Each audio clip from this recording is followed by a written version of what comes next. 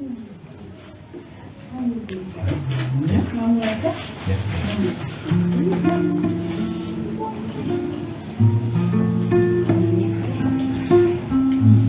Salam, selamat sore. Salam. Selamat berjumpa kembali di rumah kami. Kita bersama-sama akan beribadah. Terlebih dahulu kita akan berdoa sebelum mengawali ibadah HBS pada sore hari ini. Kami mohon dengan kasih Kristus untuk berdoa pembukaan Ibu Penasehat. Bapak di dalam surga, Bapak di dalam nama Tuhan Yesus Kristus. Bapak, kami mengucap syukur oleh anugerah saat ini Kau pertemukan kami, keluarga Mbak Heri, sebentar HBS, mohon pimpinanmu dari awal setengah hingga selesainya. Minta pimpinan Roh Kudus semua ambil bagian pelayanan, Kamu mengurapi. Doakan saudara seiman kami masih di perjalanan, entar mereka datang di sini bersama-sama kami untuk memuji dan membesarkan nama-Mu Bapa. Ampuni setiap kekurangan kelemahan kami. Kami mulai ibadah HBS di dalam nama Tuhan Yesus Kristus. Haleluya. Amin. Amin. Kita akan mulai dengan pujian pertama kita. Kita akan mengingat segala kasih Tuhan yang telah Tuhan limpahkan bagi kita. Tuhan telah menyelamatkan kita. Tuhan telah menebus kita. Dan kita selalu memohon kepada Tuhan supaya kasih Tuhan ini mengubah hidup kita untuk lebih setia, untuk lebih mengasihi Tuhan di setiap kehidupan kita, baik itu susah maupun itu bahagia, bersedih maupun kita tertawa, bisa kita jatuh, bisa kita diberkati.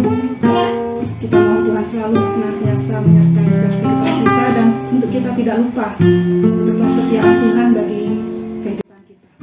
Begitu besar kasih-Mu Bapa, Kau berikan anak-Mu yang tunggal. Begitu besar kasih-Mu Bapa, Kau berikan anak-Mu yang tunggal. Di saat aku percaya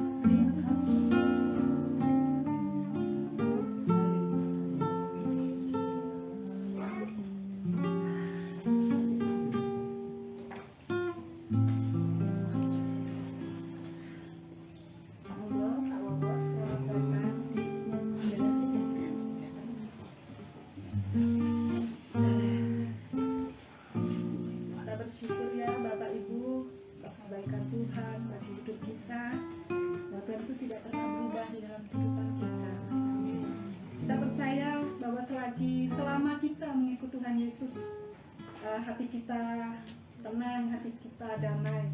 Walaupun kita banyak persoalan, mungkin kita dalam kesusahan, kedukaan, tapi Tuhan selalu memberikan kita ketentraman. Kita akan bangkit berdiri, kita akan memuji Tuhan. Sakteke aku nderek Gusti, uripku tansah diberkahi.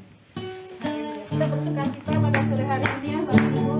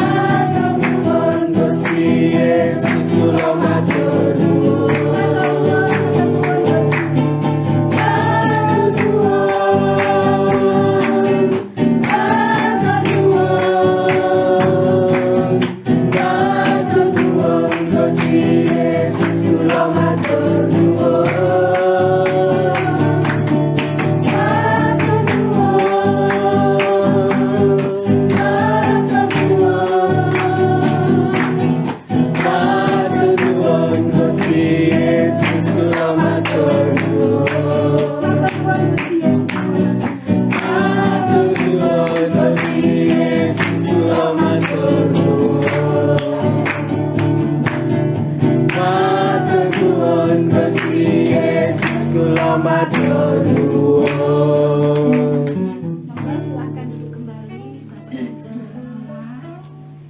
Puji Tuhan.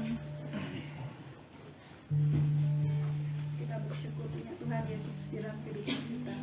Kita bersyukur atas anugerah Tuhan telah memilih kita.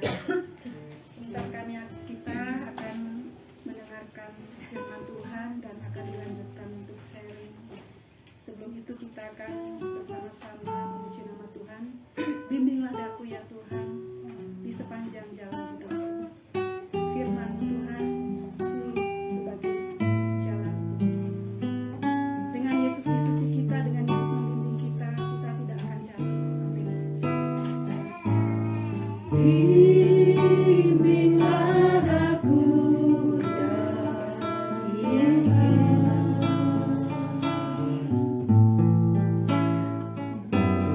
di sepanjang jalan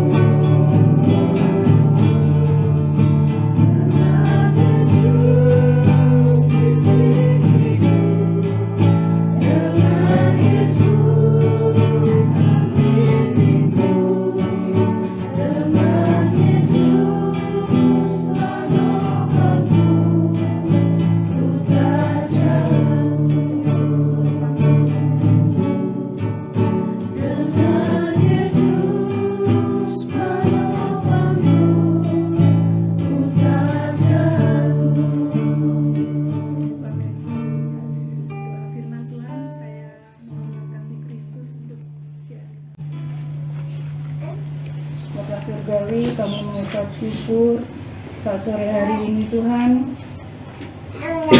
Kami bersyukur buat kasih-Mu Tuhan, buat setiamu Tuhan yang boleh kami rasakan saat sore hari ini Tuhan. Selalu ada kekuatan baru Tuhan, selalu ada jawaban Tuhan ketika kami memuji dan memuliakan nama-Mu Tuhan. Kau baik di dalam kehidupan kami Tuhan, biar Engkau terus menjadi pusat pujian di dalam kehidupan kami Tuhan.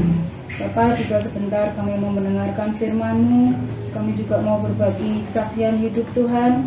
Kau yang mengurapi setiap kami Tuhan, Kau yang memimpin setiap kami, supaya kami boleh mendengarkan dengan baik apa yang Bapak Gembala sampaikan Tuhan. Kami boleh menaruhnya di dalam hati kami Tuhan, untuk kami melakukannya di dalam kehidupan kami setiap hari Tuhan. Terima kasih Tuhan, Kau ada di tengah-tengah kami, Kau yang akan memimpin jalannya firman Tuhan dan sharing saat sore hari ini Tuhan. Terima kasih Tuhan Yesus, segala puji, hormat dan kemuliaan hanya bagi nama-Mu. Haleluya, amin. Shalom Bapak Ibu Saudara sekalian. Selamat sore. Puji Tuhan, kita kembali dapat bersama-sama hadir dalam Bible Study pendalaman Alkitab di sore hari ini.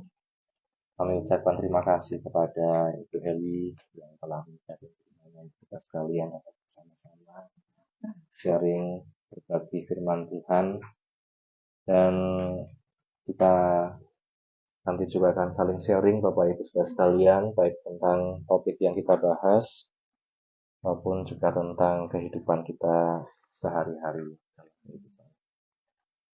Tema kita pada sore hari ini, seperti yang saya sharekan di grup, adalah menghindari kemunafikan.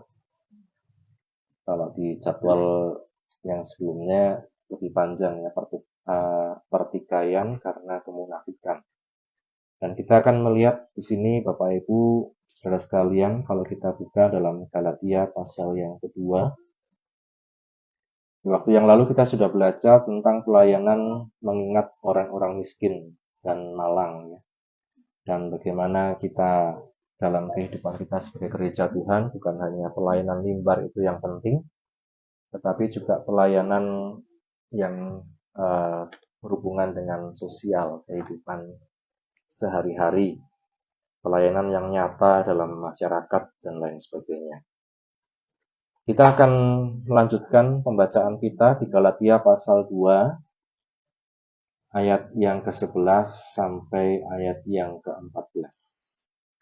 Galatia pasal 2, ayat 11 sampai 14, demikian bunyi firman Tuhan. Paulus bertentangan dengan Petrus. Tetapi waktu Kefas datang ke Antiokhia, aku berterang-terang menentangnya, sebab ia salah. Karena sebelum beberapa orang dari kalangan Yakobus datang, ia makan sehidangan dengan saudara-saudara yang tidak bersunat. Tetapi setelah mereka datang, ia mengundurkan diri dan menjauhi mereka karena takut akan saudara-saudara yang bersunat. Dan orang-orang Yahudi yang lain pun turut berlaku munafik dengan dia, sehingga Barnabas sendiri turut terseret oleh kemunafikan mereka. Tetapi waktu kulihat bahwa kelakuan mereka itu tidak sesuai dengan kebenaran Injil, aku berkata kepada Kefas di hadapan mereka semua, jika engkau seorang Yahudi hidup secara kafir dan bukan secara Yahudi, bagaimanakah engkau dapat memaksa saudara-saudara yang tidak bersunat untuk hidup secara Yahudi? Iya. Berbahagia setiap kita yang baca, mendengar, dan juga yang melakukan firman Tuhan dalam kehidupan kita. Bapak Ibu Saudara sekalian, seperti yang tadi kita baca, ada satu kisah yang dikatakan ketika itu Kefas atau Petrus ini datang ke Antiokhia. Antiokhia merupakan satu kota di mana orang dikatakan pertama kali disebut Kristen itu di Antiokhia. Kemudian ketika itu dikatakan sebelum waktu Kefas datang, aku berterus terang menentangnya sebab ia salah. Sebab sebelum beberapa orang dari kalangan Yakobus datang, ia makan sehidangan dengan saudara-saudara yang tidak bersunat. Tetapi setelah mereka datang, ia mengundurkan diri dan menjauhi mereka karena takut akan saudara-saudara yang bersunat itu. Dan orang-orang Yahudi yang lain pun turut berlaku munafik dengan dia, sehingga Barnabas sendiri turut terseret oleh kemunafikan mereka. Ini Bapak Ibu Saudara sekalian, dalam kehidupan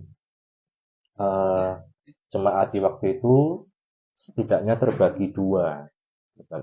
Ada orang yang menjadi percaya Tuhan Yesus setelah mereka sudah awalnya menjadi orang Yahudi, beragama Yahudi, dengan adat istiadat Yahudi, disunat, dan lain sebagainya. Golongan yang kedua, orang yang dari bangsa-bangsa lain selain Yahudi, mereka tidak bersunat, kemudian Rasul Paulus memberitakan Injil, akhirnya mereka percaya sama Tuhan Yesus. Setidaknya dua golongan ini Bapak Ibu Saudara sekalian. Nah, kita melihat permasalahan di Galatia ini, ada pengajar-pengajar, orang-orang yang mengajarkan bahwa kalau orang percaya Tuhan Yesus itu harus disunat, kalau tidak selamat. Berhubungan dengan keselamatan, ya pernah saya bahas di waktu yang lalu. Nah, ini kita melihat Bapak Ibu Saudara sekalian betapa kuatnya adat istiadat Yahudi waktu itu masih melekat dalam kehidupan orang-orang Kristen, ya waktu itu, yang walaupun mereka sudah tidak lagi menjalankan syariat agama Yahudi, tapi adatnya masih melekat. Dan kita dapat melihat contohnya di sini Bapak Ibu, ketika itu Kefas atau Petrus datang ke Antioquia. Mereka kemudian makan bareng, ya, makan bersama. Kemudian tahu-tahu ada datang orang-orang dari kalangan Yakobus. Ini bisa jadi dari Yerusalem. Yakobus ini salah satu pemimpin di Yerusalem, yang kalau mungkin dalam bahasanya Yahudi banget, sangat Yahudi kental, ya kental Yahudi. Apa yang terjadi setelah saudara-saudaranya datang? Dikatakan Petrus yang tadinya makan sehidangan dengan saudara-saudara yang tidak bersunat, teman-temannya makan itu orang-orang yang tidak bersunat, tapi percaya sama Yesus. Setelah mereka datang, ia mengundurkan diri. Setelah orang-orang dari kalangan Yakobus datang, Petrus ini etok-etok ya, mengundurkan diri. Pura-pura tidak mau bersama-sama dengan orang-orang yang tadinya tidak bersunat, menjauhi mereka karena takut akan saudara-saudara yang bersunat itu. Nah, Bapak Ibu sekalian, dan ketika Petrus melakukan itu, orang-orang Yahudi yang mengikut Petrus waktu itu dikatakan ikut berlaku munafik dengan dia, sehingga Barnabas, seorang yang terkenal di Kisah Rasul itu terkenal baik, penuh Roh Kudus, banyak orang, beberapa orang dibawa kepada Tuhan Yesus, ikut turut terseret oleh kemunafikan mereka. Ini apa? Di dalam jemaat waktu itu, bahkan dalam kehidupan orang-orang percaya, bahkan hamba-hamba Tuhan, para rasul waktu itu masih begitu kuatnya pengaruh adat istiadat Yahudi. Sehingga ketika mereka bahkan makan sehidangan dengan orang-orang bukan Yahudi yang tidak bersunat, ketika ada orang bersunat datang, mereka rasanya mau menjauhkan diri, saking tidak penaknya. Bahkan kalau dikatakan di sini takut, saking takutnya, fear, ya, takut akan saudara-saudara yang bersunat itu. Bapak Ibu, dari sini kita melihat beberapa pelajaran. Yang pertama, kalau kita kenal Petrus, seorang yang berani, seorang yang luar biasa, mengenal Tuhan, dipakai Tuhan, Rasul Tuhan. Bahkan di Kisah Rasul 2, dia salah satu Rasul yang menjadi cikal bakal jemaat mula-mula. Dia berani, kemudian dia berkhotbah, 3.000 orang bertobat, ikut sama Tuhan Yesus. Seorang hamba Tuhan yang dipakai Tuhan, ternyata tidak sempurna, Bapak Ibu. Kita dapat melihat ini, dapat memaklumi ini, dapat kemudian kalau suatu saat ya kita mendapati kekurangan, kelemahan hamba Tuhan. Nah, Bapak Ibu sekalian, disitulah kita bisa melihat seorang Petrus juga demikian. Tengah mungkin berbagai macam kelebihannya, ternyata ada satu hal, ya, misalnya tentang adat, tentang harga diri, tentang bagaimana pandangan orang. Ini kan yang ditakutkan Petrus, apa pandangan orang tentang dirinya kalau dia makan bareng dengan orang-orang yang tidak bersunat. Apa kata orang kalau saya makan bareng dengan si A, si B? Apa kata orang kalau saya bergaul dengan si A, si B? Kan ya. Kadang kita, Bapak Ibu Saudara sekalian, sangat takut akan pandangan orang tentang kita. Nah, itu sehingga bisa terseret pada satu kemunafikan. Kalau saya baca ya Bapak Ibu Saudara sekalian,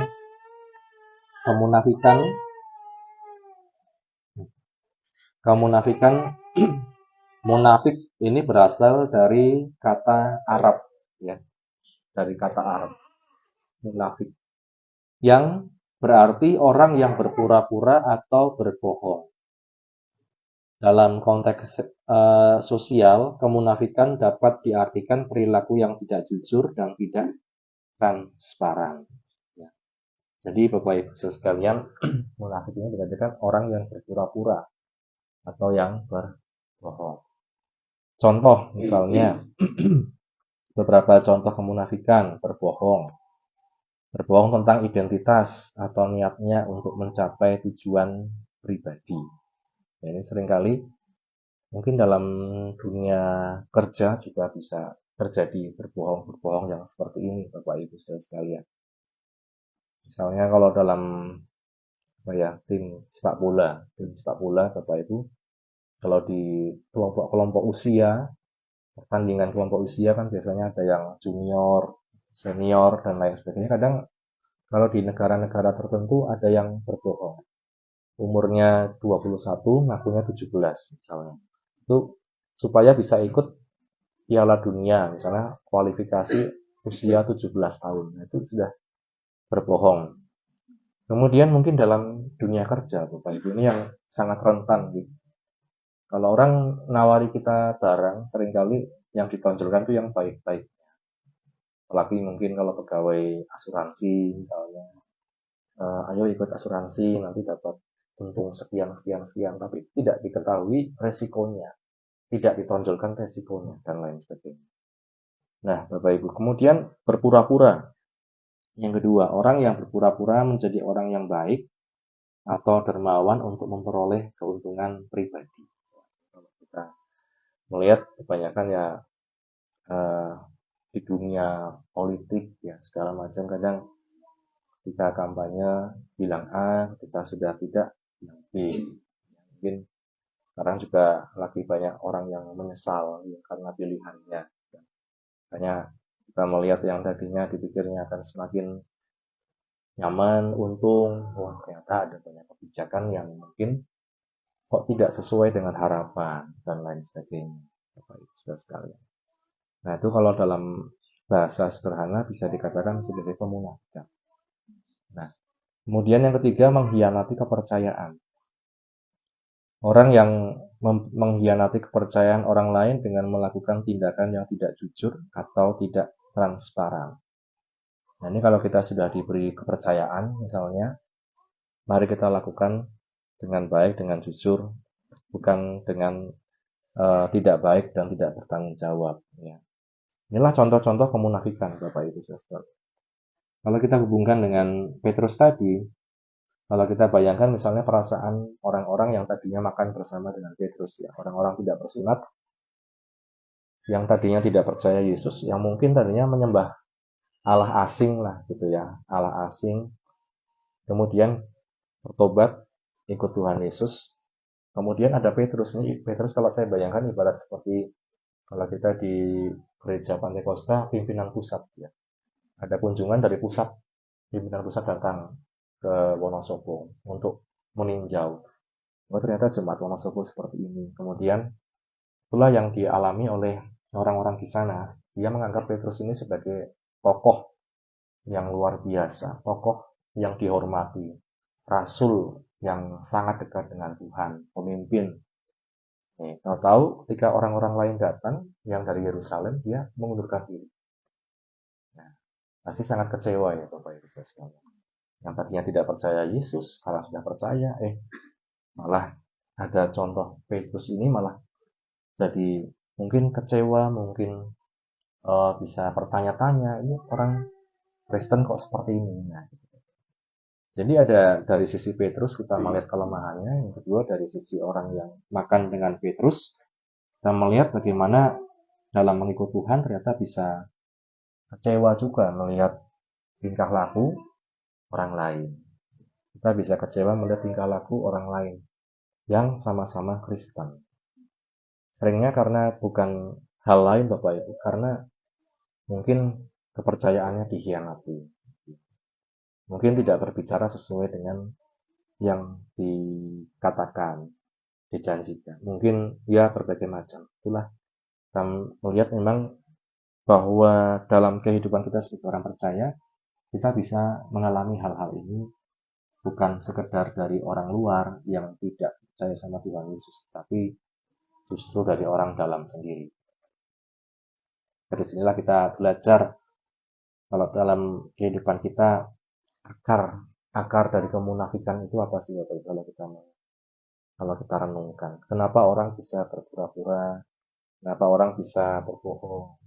Ya, kalau kita dari Galatia 2 ini kita melihat salah satunya tidak mau harga diri atau persepsi atau pandangan orang terhadap dirinya itu berubah. Misalnya, kalau kita hubungkan dengan kehidupan kita sehari-hari, Bapak, kita tentu, saya percaya semua pernah, entah berbohong, entah pura-pura, entah mungkin melakukan hal yang tidak sesuai firman Tuhan dan lain sebagainya. Tentu kita pernah. Saya pun pernah demikian. Pernah mungkin berbohong, tidak jujur, berpura-pura dan lain sebagainya. Kalau anak-anak muda misalnya ya, contoh pacaran lah misalnya ya, anak-anak muda ketemu Bapak Gembala gitu ya di jalan. Yang tadinya jalan bareng, pegangan tangan, lihat Bapak Gembala langsung pisah. Tahu ya, Bapak zaman dulu ya, Bapak. Nah jadi ketika sudah ketemu, wah langsung pisah. Takut, Bapak Ibu saudara sekalian. Nah kita melihat dalam kehidupan kita pun sehari-hari demikian mungkin. Salah satu yang seringkali kita soroti dalam kehidupan kita itu, salah satu yang bisa membuat kita munafik itu rasa nggak penak. Ora penak ya. Nah, aku orang ora penak. Kadang kan rasanya ora penak karo sik liyane dan lain sebagainya. Akhirnya jadi kita berpura-pura. Ini Bapak Ibu, maka kita perlu melihat apa sih akarnya kemunafikan. Kalau kita melihat dari awal manusia jatuh dalam dosa, misalnya Bapak Ibu, salah satu yang dilakukan Adam dan Hawa setelah mereka jatuh dalam dosa adalah mereka salah satunya berpura-pura, berbohong. Tuhan katakan, di manakah engkau? Ya. Adam jawabnya apa Bapak Ibu? Di manakah engkau? Jawabannya Adam apa? Ada yang tahu? Tembelang. Di manakah engkau? Jawaban Adam adalah perempuan yang kau tempatkan di sampingku. Dia yang bikin gara-gara. Nah ini Bapak Ibu. Adam tidak langsung menyalahkan dirinya sendiri, tapi dia katakan kepada Tuhan, perempuan yang ditempatkan engkau di sampingku, dialah yang membuat aku seperti ini. Ya kita baca saja ya Bapak Ibu, yang bukan salah ngomongnya. Kejadian pasal 3.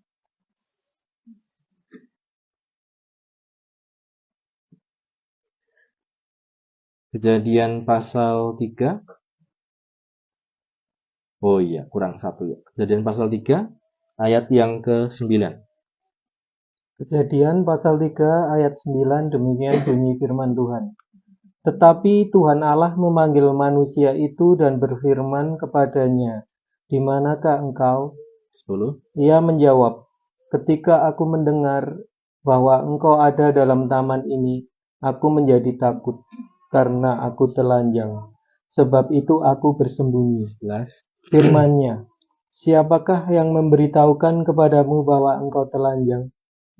Apakah engkau makan dari buah pohon yang kularang engkau makan itu? 12. Manusia itu menjawab, perempuan yang kau tempatkan di sisiku, dialah yang memberi dari buah pohon itu kepadaku, maka ku makan. Iya. Jadi kurang 1 berarti ya dialognya Bapak Ibu. Di manakah engkau? Ternyata ia menjawab, ketika aku mendengar engkau dalam tamannya, aku menjadi takut karena aku telanjang. Sebab itu aku bersembunyi. Mulai Bapak Ibu. Di sini mulai menghindar dari Tuhan.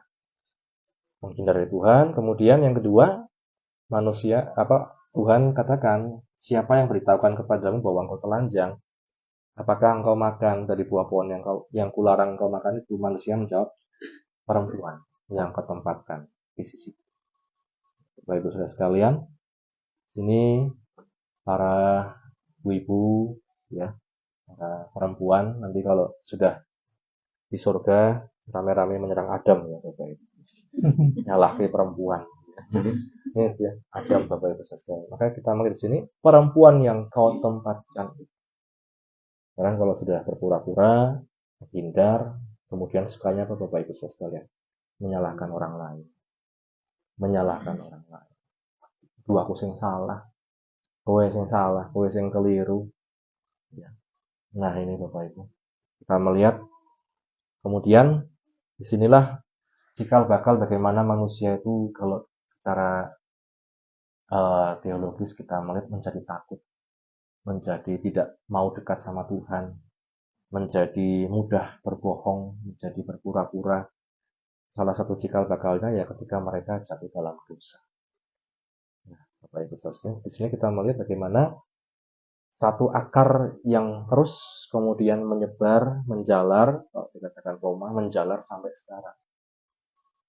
Maka naluri orang ketika ditanya misalnya koruptor tuh ya, atau orang yang terlibat kasus korupsi.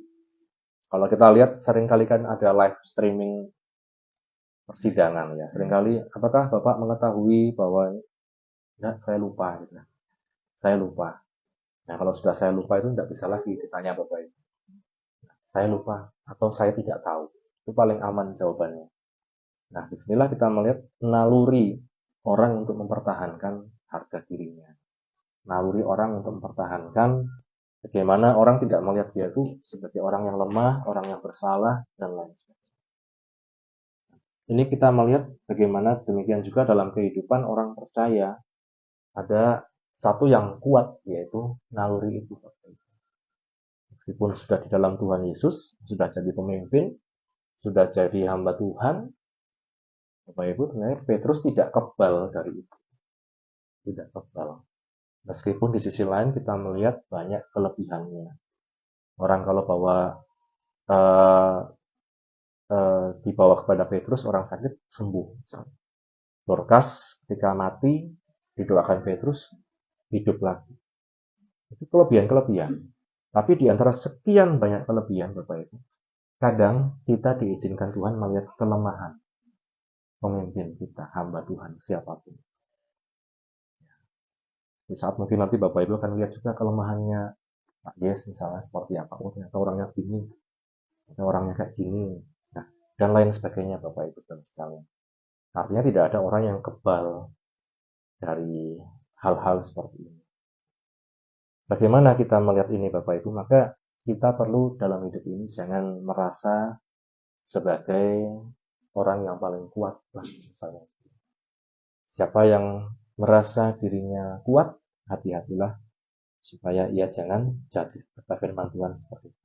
Kita menyadari saya masih manusia, saya masih lemah.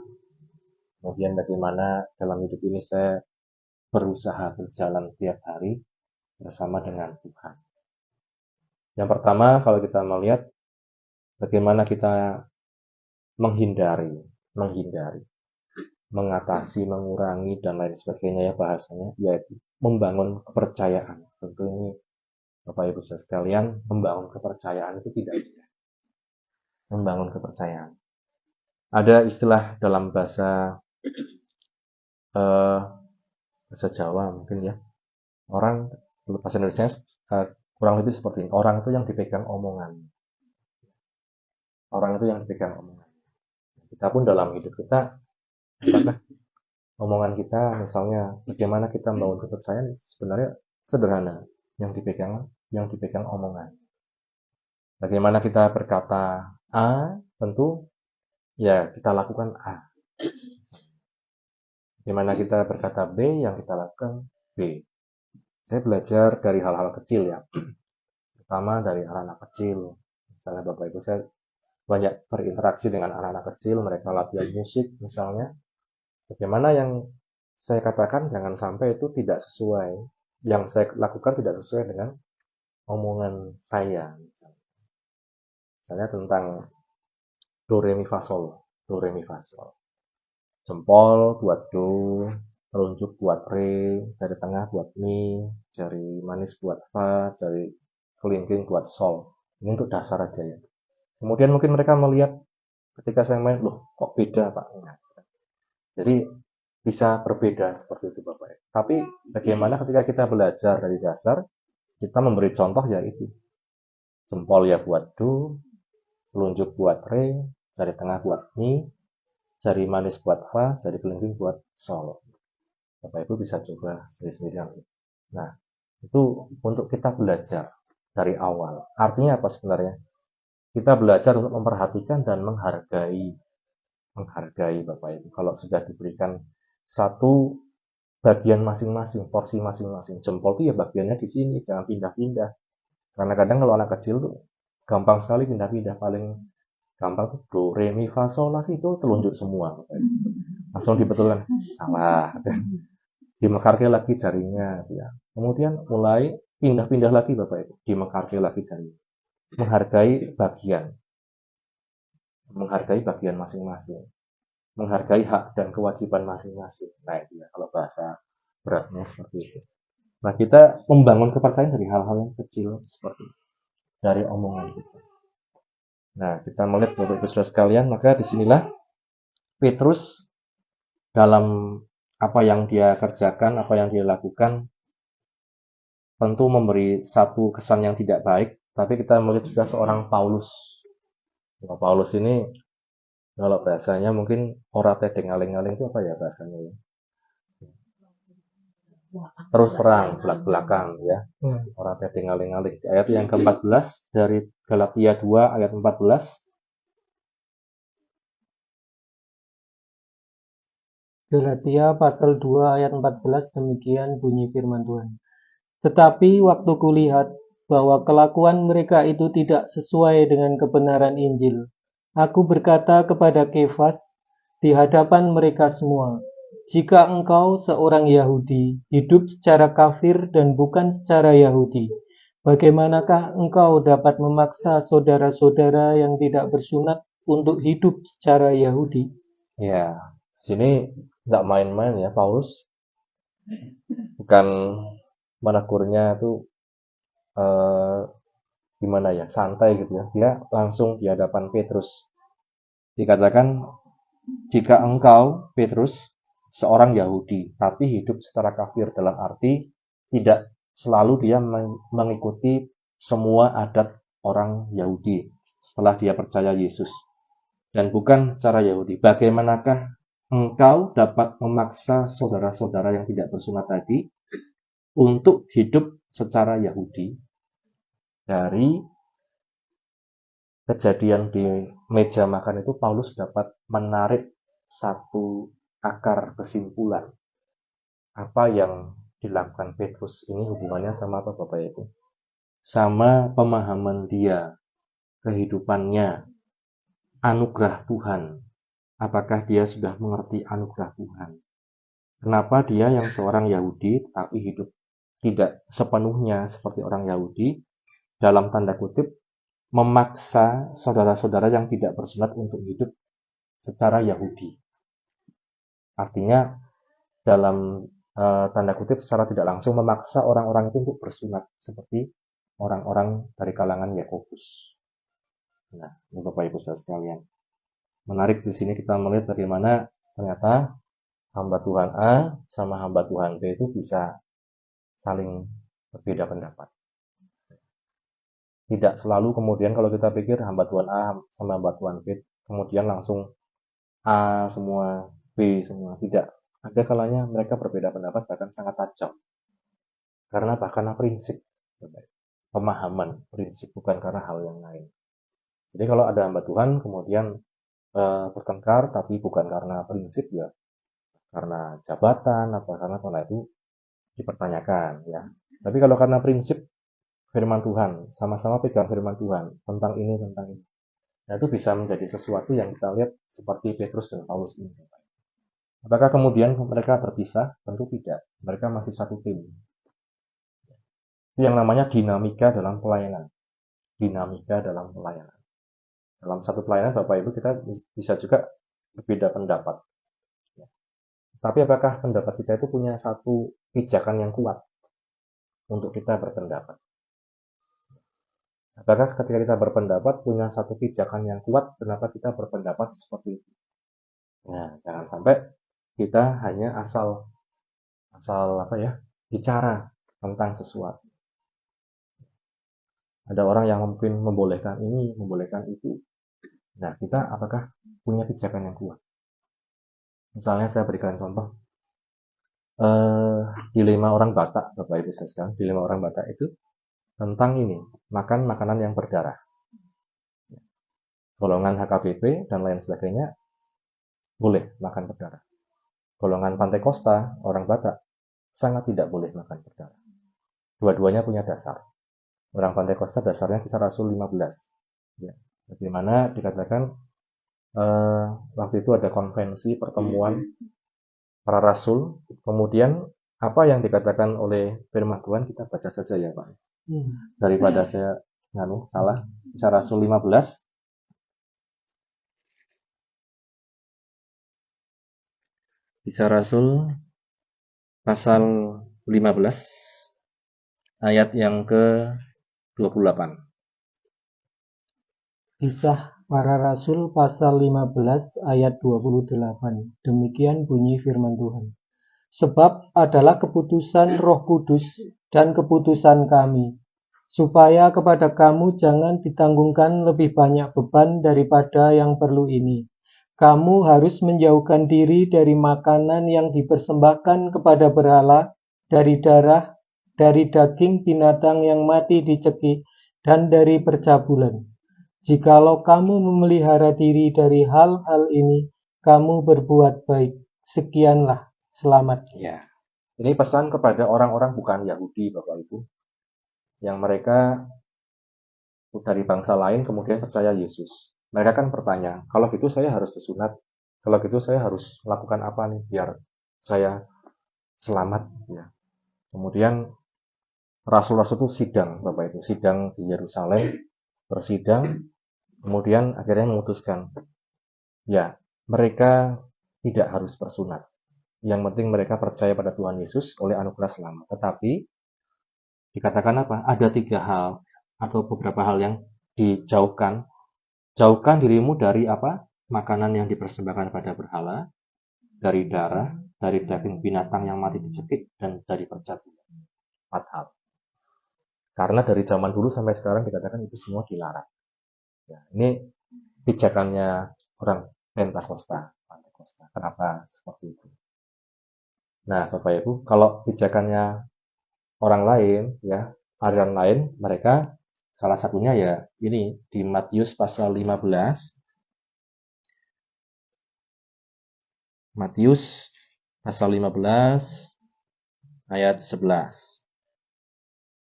Matius pasal 15 ayat 11 demikian firman Tuhan.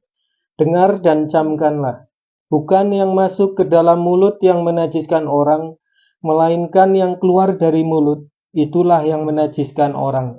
Ya, sama-sama Kristen ya, punya prinsipnya beda. Yang saudara-saudara kita yang lain, mereka prinsipnya apapun yang masuk ke dalam mulut itu tidak bisa menajiskan. Apa yang keluar itu yang menajiskan.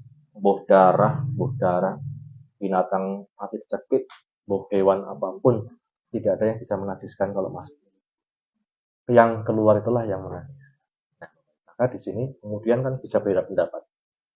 Kita, saya, orang Pentakosta, menghayati hidup dalam Pentakosta, ya mengikuti Pentakosta. Bahwa saya tidak makan darah. Kalau ada pertemuan, kadang sebulan sekali itu ya, pertemuan keluarga Batak, sudah mudeng gitu Bapak Ibu orang-orang Batak. Disediakan ini babi yang pakai darah, ini babi yang tidak pakai darah. Bahasa kerennya ini babi Pantai Kosta gitu ya. Tidak pakai darah. Jadi puji Tuhan, makan aman dalam arti bebas dari keberatan hati nurani itu kan ya. Dan ya nyaman aja Bapak Ibu makan. Nah, baik ya. Sementara kalau orang lain, wah makan apa aja dimakan. Gitu. Ngaku darah, orang ngaku darah, pokoknya dipangan. Semua tidak ada yang menajiskan. Itu kan pendapat. Nah, kita sebagai orang Pantai Kosta menghayati hidup sebagai Pantai Kosta ya seperti itu. Itu contoh ya. Bisa kita berbeda pendapat, tapi punya pijakannya masing-masing. Nah, jadi Bapak Ibu saudara sekalian, sudah jam 17. Inilah yang kita pelajari tentang kemunafikan. Ya, kita tidak lepas dari kemunafikan. Kita bisa melakukan hal ini, tapi mari bagaimana kita menjadi orang juga yang belajar untuk dipercaya. Di satu titik mungkin kita bisa salah, tapi kemudian kita perbaiki. Perbaikinya dengan hal-hal kecil, simple. Jadilah orang yang bisa dipercaya. Apa yang kita kerjakan itu sesuai dengan omongan kita. Dan apa yang menjadi pijakan kita, firman Tuhan. Itu yang kuat. Kalau yang kita lakukan sesuai firman Tuhan, kuat. Kita punya pijakan. Demikian yang saya sampaikan untuk sore hari ini. Kiranya menjadi berkat setiap kehidupan kita. Dan kita akan masuk sesi sharing. Bapak Ibu bisa sharingkan tentang firman Tuhan tadi maupun hal-hal yang ingin ditanyakan. Dan yang pertama, kami berikan kepada tuan rumah tempat ini, berikan sepatah dua patah.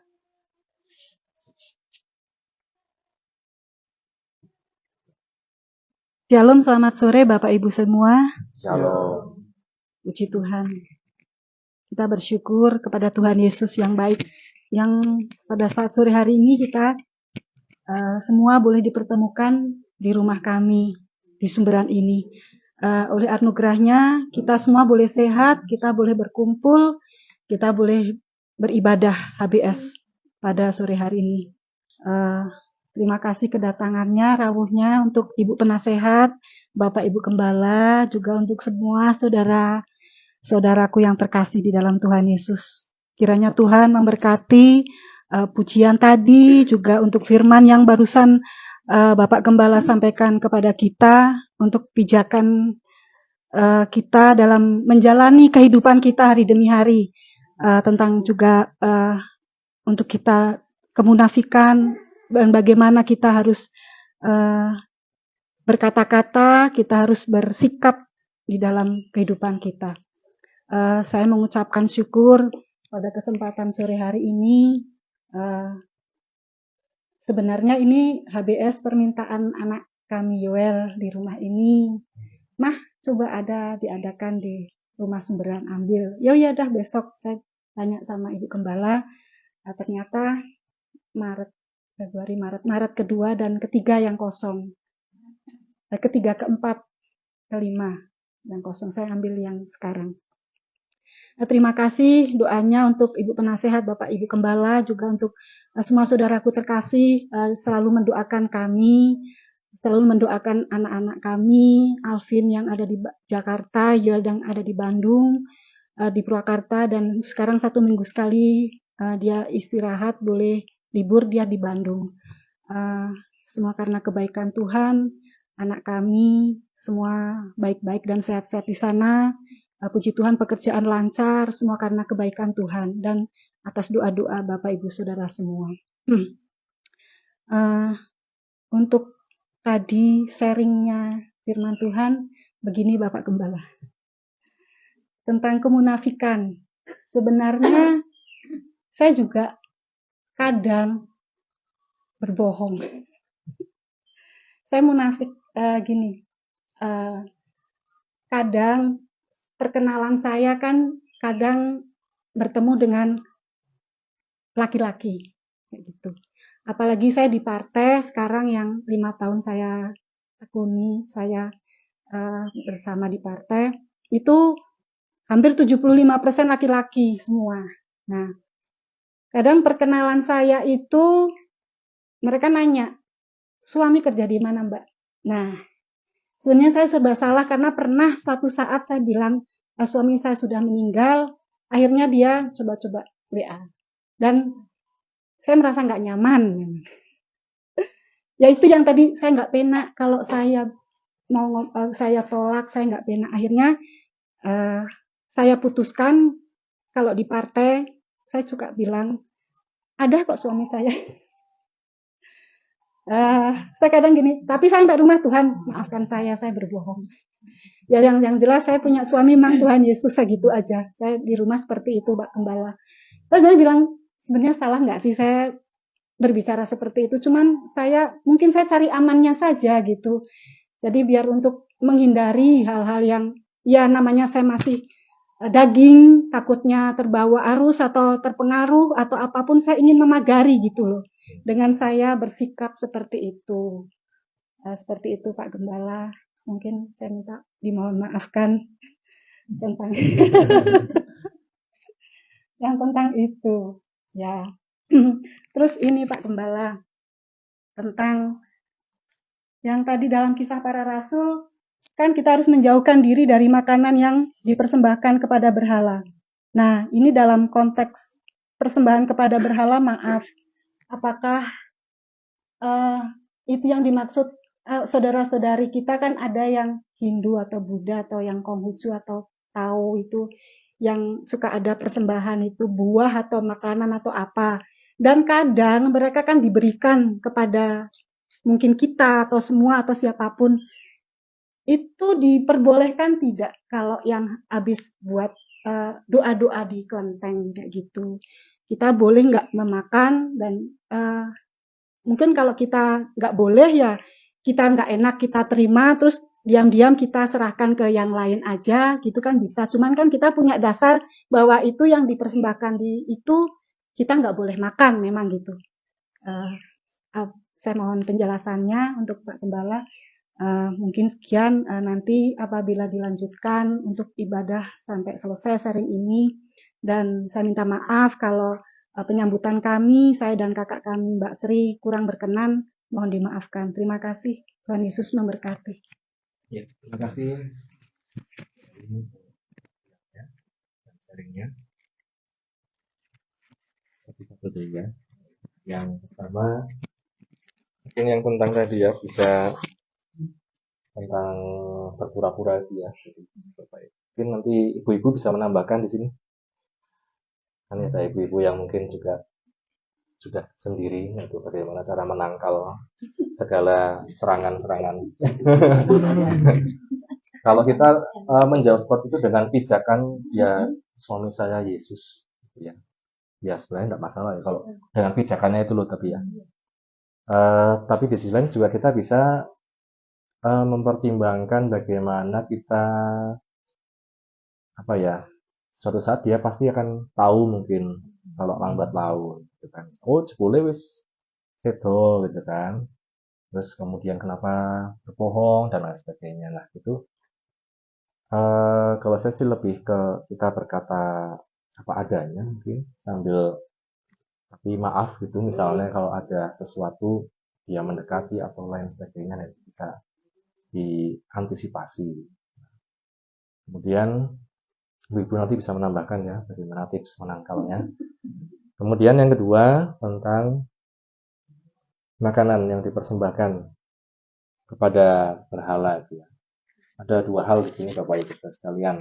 Kalau kita melihat dalam konteks itu, yang pertama tentu kalau saya pribadi tentu kalau sudah tahu itu dipersembahkan kepada berhala, saya juga kurang paham konsepnya seperti apa kalau di agama lain ya. Apakah itu dipersembahkan ke berhala atau bagaimana konsepnya. Tapi kalau secara pribadi dalam pengetahuan saya sekilas misalnya tentang hal itu, maka saya memilih untuk misalnya tidak. Karena apa? Di 1 Korintus pasal 10 kadang misalnya ada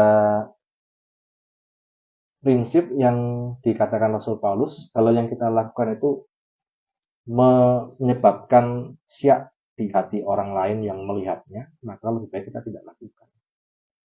Misalnya Bapak Ibu, kalau kita tahu itu ada persembahan yang dalam konsep itu dipersembahkan kepada berhala, kemudian kita makan misalnya. Kemudian ada orang yang lihat, bukan? Terus itu menimbulkan syak atau keberatan hati nurani. Nah itu Paulus katakan lebih baik kita tidak memakan, tidak melakukannya. Daripada hati orang itu yang percaya sama Tuhan Yesus, yang mengira bahwa itu adalah hal yang dilarang, menjadi syak. Syak itu bahasanya apa ya? Syak itu apa Pak? Di kamus. Batu sandung, tersandung. Nah Bapak Ibu saudara sekalian. Dalam hidup ini banyaklah Bapak Ibu kalau kita hubungkan dengan ini. Sebenarnya kita bisa melakukan itu, tapi kita memilih tidak melakukannya untuk menjadi kesaksian yang baik. Bapak Ibu saudara sekalian. Sebenarnya kita bisa melakukannya, tapi kita memilih tidak melakukannya.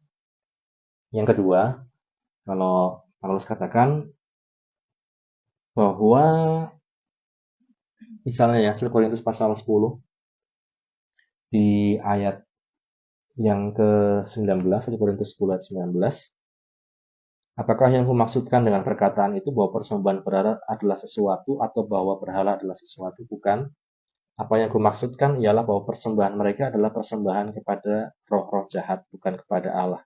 Dan aku tidak mau kamu bersekutu dengan roh-roh jahat. Kamu tidak dapat minum dari cawan Tuhan dan juga dari cawan roh-roh jahat. Kamu tidak dapat mendapat bagian dalam perjamuan Tuhan dan juga dalam perjamuan roh-roh jahat. Ya, kalau orang katakan apa ya, tidak dapat dicampur aduk Bapak Ibu Saudara, bahwa ternyata dalam konteks itu makanan yang dipersembahkan kepada berhala di masa itu dalam konteks Rasul Paulus ini ada hubungannya dengan roh-roh jahat. Maka di sini kita belajar sesuatu Bapak Ibu. Belajar apa? Ternyata makanan itu bukan cuma makanan. Ada konteksnya, apakah itu persekutuan dengan Tuhan atau itu persekutuan dengan roh jahat.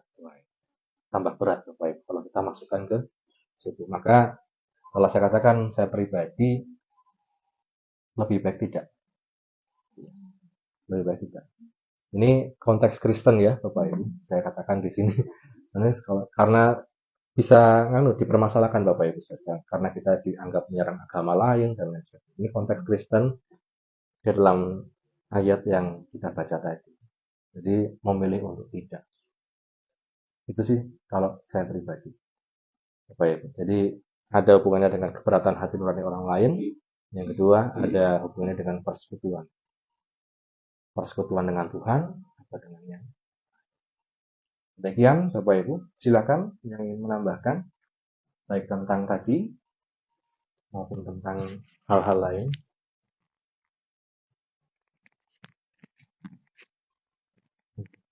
Kami sedikit menambahkan tentang Bu Eli tentang kejujuran itu tadi kan berbohong tentang suaminya. Jadi kalau saya lebih berpikir panjang dulu bahwa di data juga ya, memiliki data di partai itu. Jadi ketika nanti ada ini bicara tentang ujian ya, tentang diuji oleh orang, ditanyai apakah Anda jujur atau tidak, itu ya danger gitu ya, berbahaya sekali karena berbohong ya. Jadi lebih baik kita ungkapkan apa adanya dan sesuai dengan data yang ada di partai waktu mengisi data pribadi dan lain sebagainya. Jadi apa yang diutarakan oleh Bu Eli itu selain menjadi sukacita bagi Tuhan, juga seseorang yang nantinya tahu bahwa Bu Eli suaminya sudah nggak ada, tapi Bu Eli tetap bilang ada, itu tidak menjadi punya perasaan gitu, membenci juga bisa kan, kalau wah nggak bagus itu, bohong gitu kan, jadi ikut membenci gitu kan.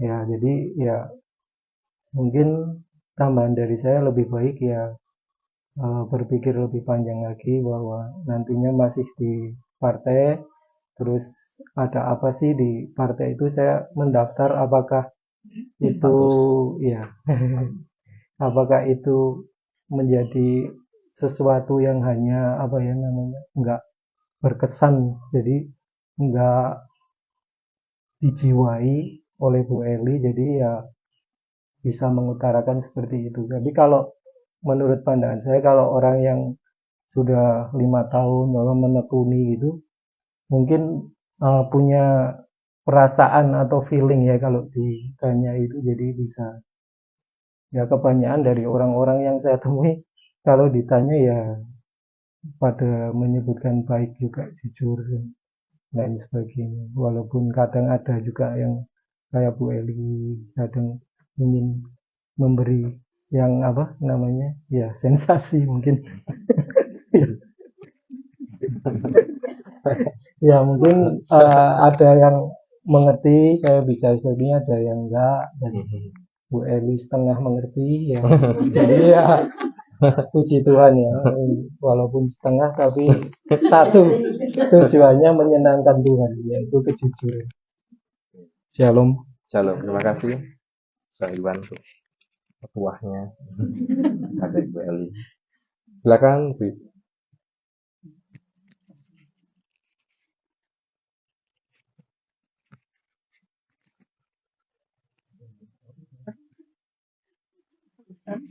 Shalom. Shalom. Terima kasih untuk waktunya. Di sini saya mau menyaksikan cinta kasih Tuhan yang baru-baru saja kami alami, terutama untuk anak kami Bila. Dari minggu kemarin itu karena banyaknya tugas, terus kemarin-kemarin itu kan pulang kehujanan, kayak gejala flu itu. Minggu itu kan masih ke gereja, masih pelayanan kan, ada tugas gitu. Senin udah nggak sekolah. Terus ya kayak batuk-batuk itu biasa kayak.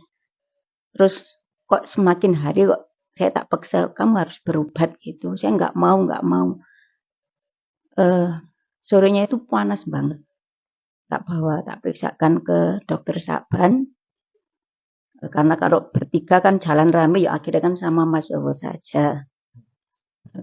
Dikasih obat, tapi pas dikasih obat itu malamnya malah tambah panas dingin kayak gitu terus semalam. Pas malam Selasa itu, terus malam Rebo masih kayak gitu. Terus saya ditanyain sama temen saya yang juga bekerja di puskesmas itu, anu aja Mbak, dibawa ke puskesmas besok ini apa, kalau nggak ada perkembangan gitu. Sampai saya itu panik. Kemarin malam itu Mas Bowo kan baru di PPDK, baru buka bersama, saya baru di belakang, agak itu manggil-manggil, mah ini Bila kenapa kayak gini, mukanya sampai merah.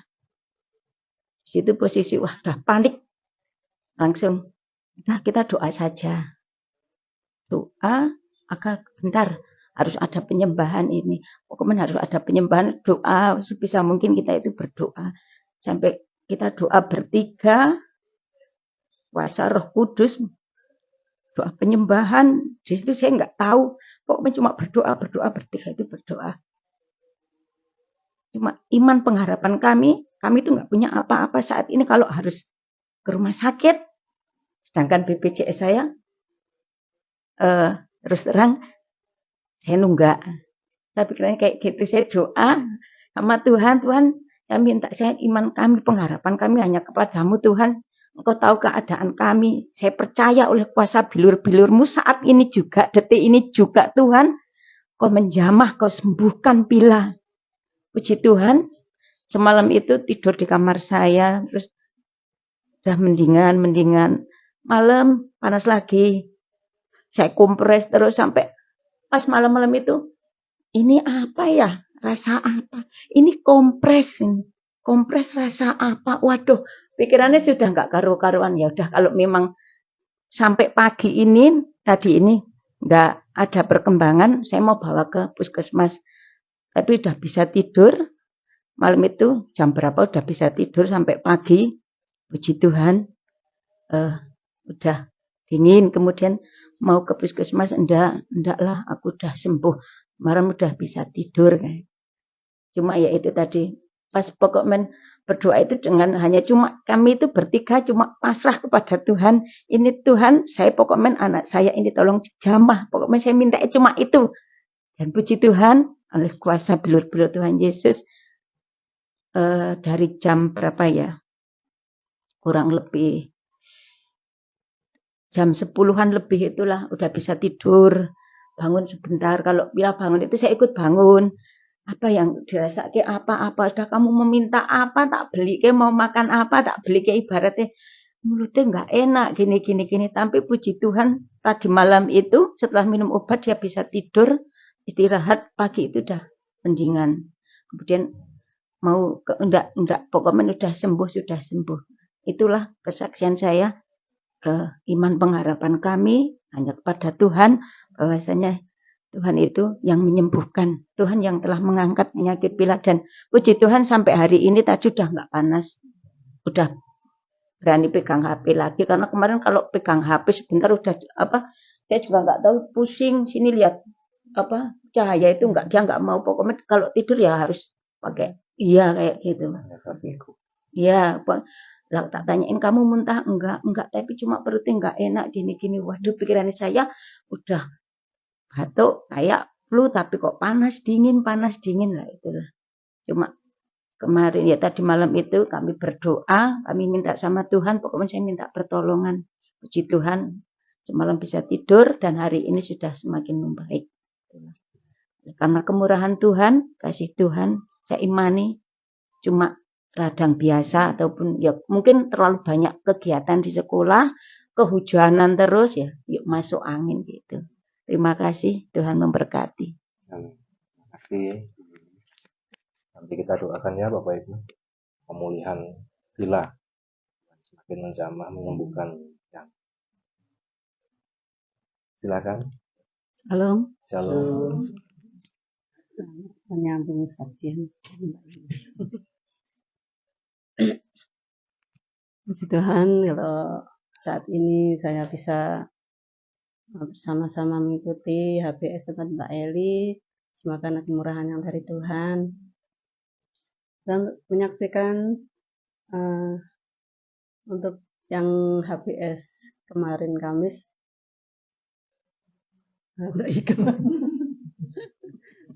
Karena motornya rewel. Pada waktu itu kan puji Tuhan dari pagi saya pasar sampai 2:30 itu saya masih di toko Mulia beli plastik. Semua lancar-lancar baik-baik saja. Sampai Bu Lydia juga WA, nanti berangkat. Iya. Malah nggak taunya baru pulang dari beli plastik, masuk ke Agapura itu langsung mati, motornya lah mati. Tapi puji Tuhan udah masuk di Asli Permen. Jadi deket ke bengkel yang di Kirana itu. Terus saya bawa ke situ terus kan antri itu dia jadi berangkat. Terus saya kan waktu pas giliran itu motornya mau diperbaiki sama tukang bengkelnya itu, dia tanya, kenapa Bu? Nggak tahu ini langsung mati aja tiba-tiba, yang bilang gitu. Terus orangnya bilang dibuka itu dibuka ke akinya. Itu kan kabel yang sih di belakang aki itu ada ceplosannya. Nah itu sampai lonyot itu meleleh itu loh. tukangnya itu aja ngambilnya pakai tang, saking panasnya itu. Puji Tuhan, saya nggak kenapa-apa. Kalau nggak mati di situ malah cepet. Semua karena perlindungan Tuhan. Tuhan masih melindungi saya. Terus dia bilang, nah ini kayaknya akinya Bu, sama nanti mungkin di kabel-kabelnya di sampingnya itu kalau nggak akinya ya itu kiprok itu. Terus kan dibongkar di samping itu dibongkar juga. Ini akinya itu harganya sekian, terus kiproknya sekian. Ya kurang lebih 300-an Bu, bilang gitu. Terus 300 keluar lagi. Terus ini masih dibongkar-bongkar. Kok kabelnya itu kayak dudal-dudal itu, saya kayak kurang yakin ini. Terus kan terus saya mau nggak jadi gimana alasannya, ini mau berbohong lagi. Saksian berbohong lagi. Terus saya kan bilang, Pak, kayaknya nggak jadi aja Pak, dikembalikan seperti semula. Saya tak bilang anaknya dulu. Kalau saya tadinya juga belum mau bilang anaknya, tapi saya di rumah bilang anak-anak juga sih. Tapi bohong dulu. Terus saya sampai rumah ya itu cerita gini-gini. Ya enggak apa-apa sih kalau itu kalau memang itu yang rusak diganti aja. Tapi kan semalam tuh nggak bisa tidur. Tak pikir ini kok akinya, besok saya bongkar aja kan gitu. Terus doa kan dia juga teman-teman yang itu di bengkel itu kan ada 2, terus udah dinyalakan aja, bisa diselah sampai rumah gitu biar nggak nuntun gitu. Ya bisa Bu, tapi nanti jangan dibawa ke kota, nanti kalau di jalan monyet tadi gimana lah gitu. Nggak nyampe ke bengkel lain gitu. Tapi saya dalam nama Yesus gitu pas pagi itu, Tuhan kalau Tuhan kasih kesempatan berikan saya hikmat apanya yang di aki itu kena apa gitu. Terus saya kan bongkar akinya, memang itu airnya yang 2 kolom itu kosong. Kehabisan kan ada 6 gitu. Terus saya isi air aki, terus saya selah bisa sampai berapa, ada setengah jam itu kok nggak panas. Terus saya bawa ke bengkel ke yang biasa langganan. Tapi saya sempat berbohong di situ. Nggak jadi Pak, ini kan mau tutup Pak, besok aja saya bilang gitu. Udah hampir tutup, besok aja. Tapi saya nggak bilang mau kembali ke situ, cuma besok aja gitu. Terus saya puji Tuhan sampai bengkel yang biasa langganan itu aman. Terus saya kan bilang cerita gini. Terus Pak Bu, loh kok ini sampai akinya mati kayak gini, kenapa? Ya itu saya nggak tahu, apa mungkin kasatan airnya ya bilang gitu. Ya coba disetrum aja dulu terus. Tapi lama loh Bu, saya bilang gitu. Terus nggak bilang nggak apa-apa Mas, saya tinggal aja. Terus saya kan tinggal, saya pinjam motornya Supri buat bolak-balik. Waktu ambil itu di situ orangnya bilang, ini cuma akinya aja Bu, udah disetrum nih sementara, nggak usah diganti dulu. Puji Tuhan sampai sekarang juga masih lancar. Kita percaya semua karena Tuhan. Terus saya kan bilang sama itu yang itu, Om berapa Om? 20.000 aja. Puji Tuhan, 20.000 dari hampir 300 tadi. 20.000, puji Tuhan. Saya cerita nggak jadi ini cuma 20.000 saya bilang anak-anak. Semua karena perkenahan Tuhan. Nah di situ waktu saya ambil motor, saya lupa matiin kompor. Padahal baru bacem tahu tempe.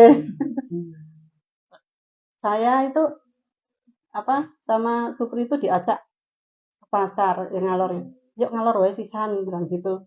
Ora lah Kak, nganu mampir tempatnya Ibu Iwan dulu aja, saya bilang gitu, mampir sebentar mumpung di kota. Saya mampir di situ, baru masuk, Ibu Iwan bilang, makan dulu nih sama tahu. Kok saya nganu baca tahu tempe, saya langsung pulang gitu aja, lari langsung pulang. Terus sampai rumah udah kosong semua. baru hari ini tadi baru bisa dibersihin itu, sampai sampai tak rebus pakai pakai senlek itu, tak rebus kasih coka, belum bisa kemarin baru hari ini, tapi ya masih ada sisa-sisanya gitu. Jadi puji Tuhan semua diluputkan dari bahaya, dari kecelakaan. Semua Tuhan yang melindungi saya, juga suami saya dari aman. Nah, itu kesaksian saya yang jadi pertanyaan. Tadi itu saya sempat berbohong. Nah, itu kan saya nggak jadi ke situ. Terus ini merupakan kesalahan saya gimana? Berarti saya harus ngomong ke sana gitu. Saya juga sering kalau sama anak-anak sama cucu itu kadang ngapusi, kayak ya memang kayak kemarin tuh berbohong demi kebaikan ya. Kadang kan anak nangis kalau ditinggal gitu, terus anak nangis, tadi tanya, oh sebentar itu mama baru udah hampir pulang, padahal masih lama gitu. Kadang itu memang sebenarnya orang tua mungkin pernah merasakan ngapusi tak cilik. banyak mungkin banyak berbohong memang selama ini, hal-hal yang kecil mungkin. Jadi terima kasih kalau firman Tuhan saat ini mengingatkan saya sama Tuhan, supaya saya dalam menjalani kehidupan hari demi hari dijauhkan dari kebohongan demi kebohongan. Itu aja kesaksian saya menjadi kekuatan bagi kita semuanya. Amin. Amin. Terima kasih Mbak Iin dengan pokok kesaksiannya. Dan setiap kita, pertolongan Tuhan selalu nyata dalam kehidupan kita. Demikian Bapak Ibu Saudara sekalian untuk sharing dan kesaksian ini. Nanti kita doakan setiap pokok-pokok doa kita. Dan nanti juga kita doakan untuk Ibu Hetty ya, istri dari Pak Thomas yang kemarin operasi miom. Doakan untuk pemulihannya, dan tadi sebagai villa juga. Kemudian kita akan merasakan Yuli juga ya.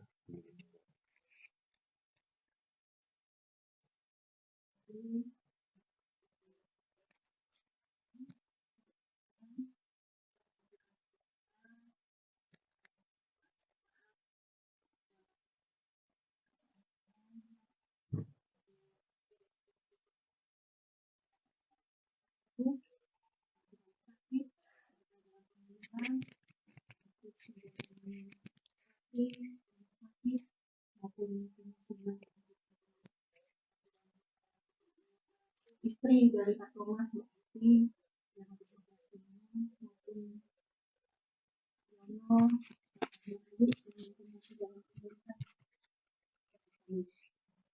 mungkin kita nanti tergerak hati ingin mendoakan siapapun dan menjadi apapun mohon berterima kasih untuk merasakan dan menjaga.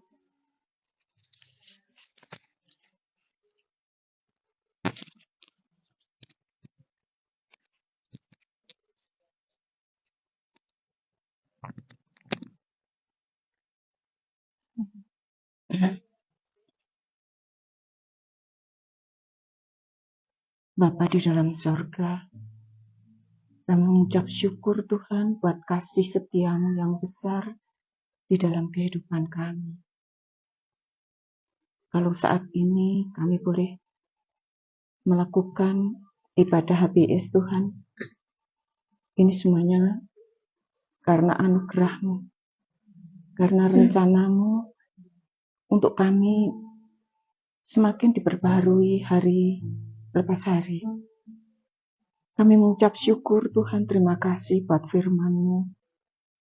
Sungguh Tuhan, kami merasa tertegur lewat firman-Mu Tuhan. Karena kami menyadari bahwa sebenarnya di dalam kehidupan kami ini, kami akrab dengan kemunafikan Tuhan. Kami sering melakukannya baik kami sadari maupun tidak kami sadari. Oleh karena itu Tuhan, ampunilah kami Tuhan. Ampuni kami yang munafik ini. Dan kiranya firman-Mu boleh tertanam di dalam hati kami dan Roh Kudus senantiasa mengajarkan kami, menguatkan kami, mengingatkan kami untuk kami berkata jujur baik kepada siapapun juga Tuhan. Kami mengucap syukur Tuhan. Adalah kehendak-Mu kami menjadi sempurna dan kami senantiasa Engkau sempurnakan lewat firman yang kami dengar, kami baca, baik di dalam ibadah maupun di dalam doa kami pribadi di rumah kami masing-masing. Sekali lagi Tuhan, kami mengucap syukur dan terima kasih buat firman-Mu, dan kami mohon Allah Roh Kudus senantiasa mengingatkan kami Tuhan. Sebentar Tuhan, kami akan menaikkan doa syafaat kami. Terlebih dahulu ampuni kekurangan, kesalahan kami Tuhan, supaya kami boleh layak menaikkan permohonan dan doa kami. Tuhan,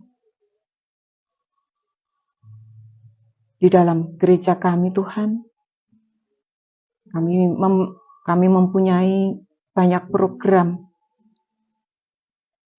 yang kami menyadari program-program tersebut tidak akan mampu kami lakukan dengan kekuatan kami sendiri. Karena kami terbatas dalam hal kemampuan, skill, kami terbatas dalam hal dana Tuhan.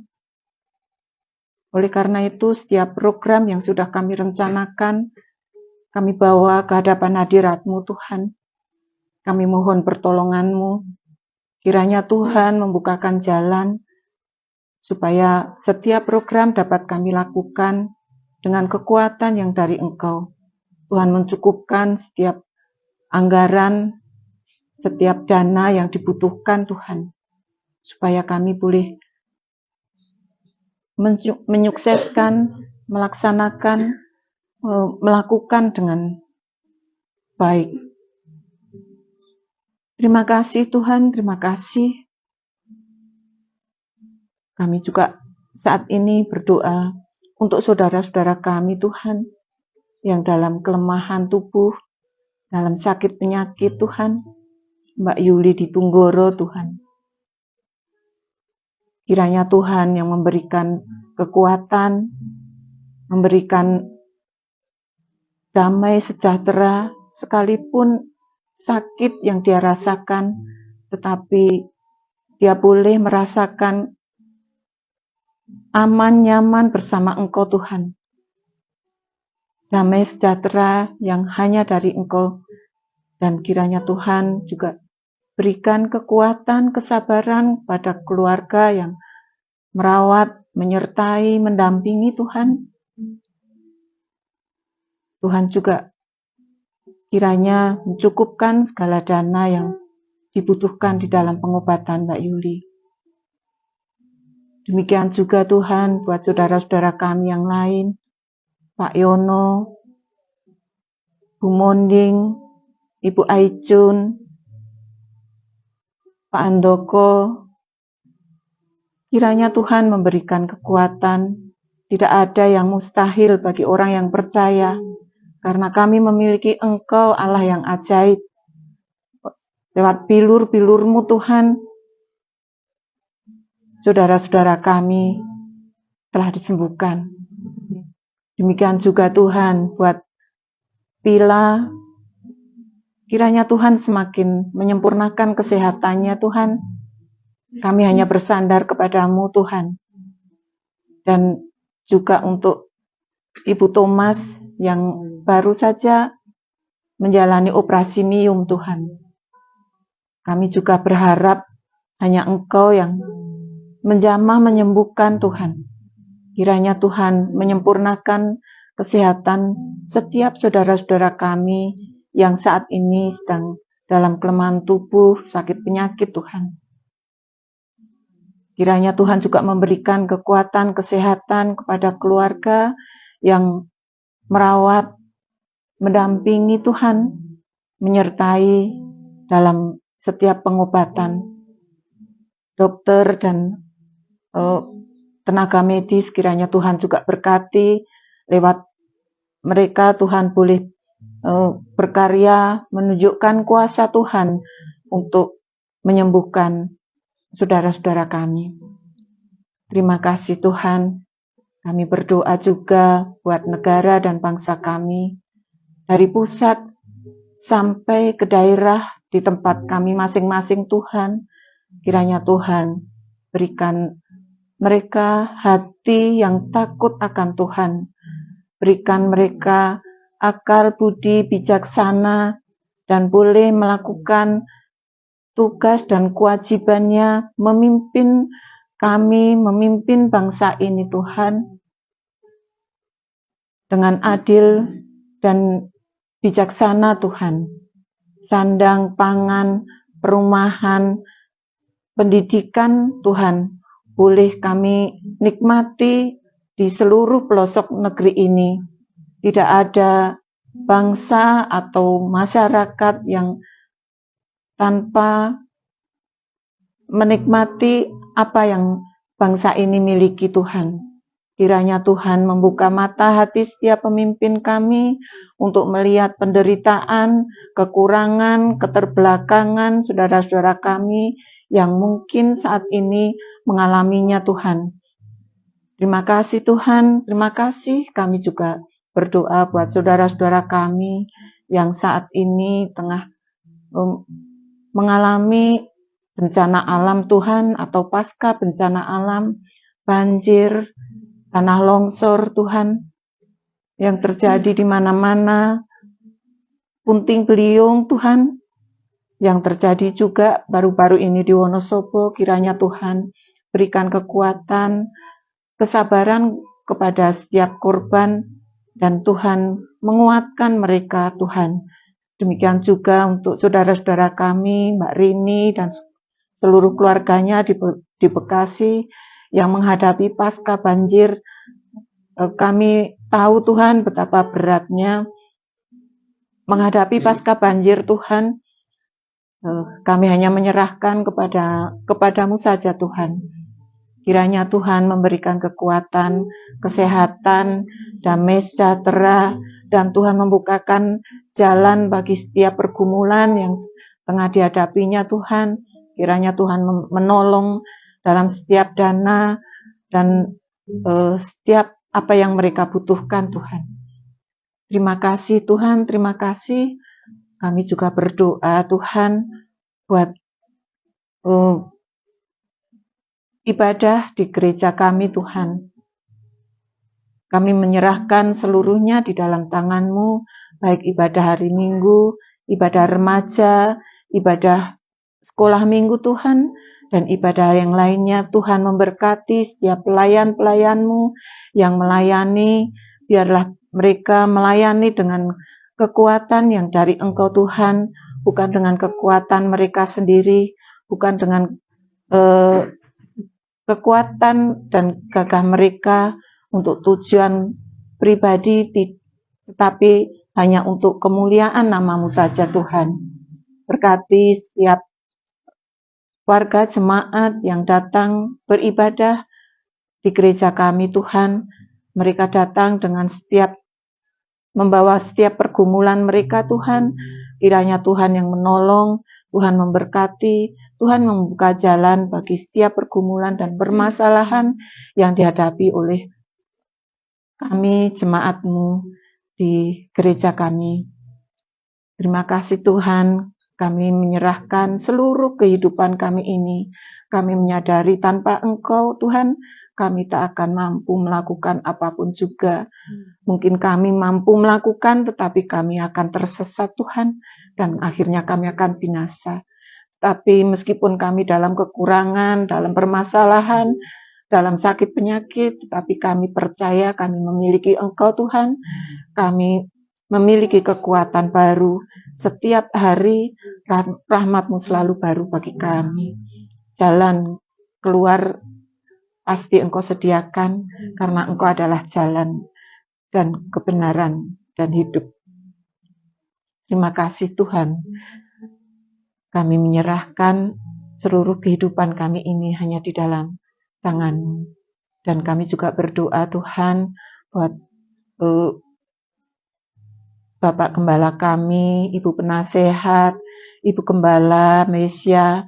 Kiranya Tuhan berikan kesabaran, kekuatan, kesehatan Tuhan, dan berkati Tuhan berlimpah, baik jasmani terlebih lebih rohani Tuhan. Kiranya Tuhan lewat beliau ini Tuhan boleh membagikan firman untuk kami Tuhan, membentuk kami menjadi tubuh Kristus yang semakin hari semakin disempurnakan.